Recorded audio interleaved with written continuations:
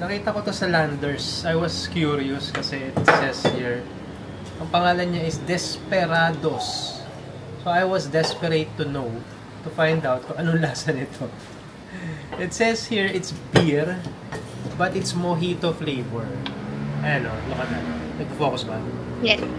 Mojito flavor na beer. It's 5.9% alcohol by volume. It's made in, I don't know, saan pa ito gawa? But it looks like Spanish eh. Spanish yung mga ingredients sa likod. Ayan, tama. Fabrica de España. Made in Spain. Bought in Landers. And now I'm drinking it. And I hate it. I cannot even drink half of the glass of it. Kadiri, it tastes like, kasi it has mint flavor, tapos mint and lime. But yung combination niya, it feels like you're drinking beer after mo mag-toothbrush. Alam mo yung bagong toothbrush mo lang, galing mo na sa banyo, nag-toothbrush ka, tapos lasang toothpaste pa yung loob ng bibig mo. Tapos uminom ka ng beer. Ganun yung lasa niya. Kadiri, I don't like it. I'm sorry, I'm not that desperate. I'm not gonna drink this. Maybe I will just mix this with, I don't know, some soft drinks or Mountain Dew maybe para mamask yung lasa ng mint and lime. But still retain the alcohol. One last sip before I do something else.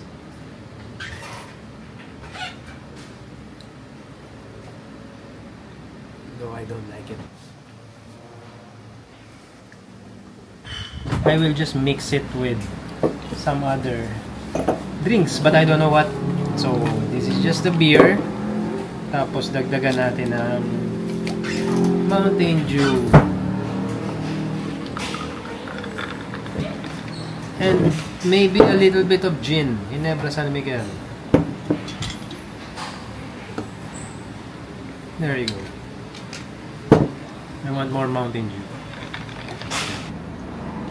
Tikman natin. I hope it's more drinkable than just the beer na mojito.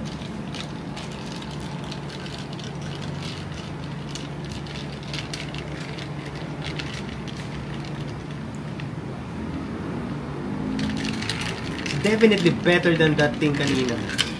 At least now it just tastes like maybe a normal cocktail na mojito with Mountain Dew.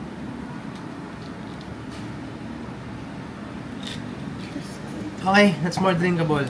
Cheers, guys. What do we call this? Anong pwede natin itawag dito? Desperado beer na may mint and lime flavor. Tapos nilagyan ko ng Mountain Dew, which is also lime. That's why it complements the beer.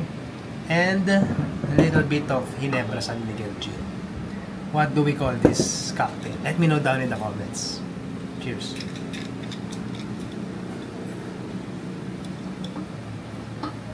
Okay. Bye. Bye.